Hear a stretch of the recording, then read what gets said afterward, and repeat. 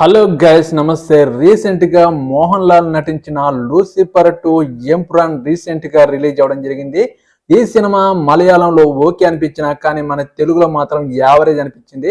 ఈ సినిమా మన తెలుగు వాళ్ళకి అస్సలు నచ్చలేదు. ఈ సినిమాలో హీరో 58 నిమిషాల తర్వాత మోహన్ లాల్ కనిపించడం జరుగుతుంది. మోహన్ లాల్ కనిపించినప్పుడల్లా స్లో మోషన్ అనేది ఈ సినిమాలో చూపించడం జరిగింది. గ్యాంగ్స్టర్ గా అసలు ఎలా మారాడో ఈ సినిమాలో చూపించనే లేదు.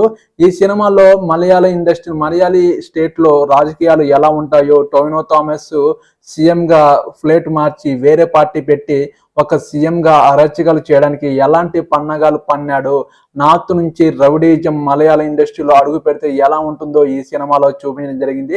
జస్ట్ ఈ సినిమా నాకైతే ఈ యావరేజ్ అనిపించింది, జస్ట్ ఓకే అనిపించింది. ఈ సినిమా తెలుగు వాళ్ళకి అస్సలు నచ్చలేదు.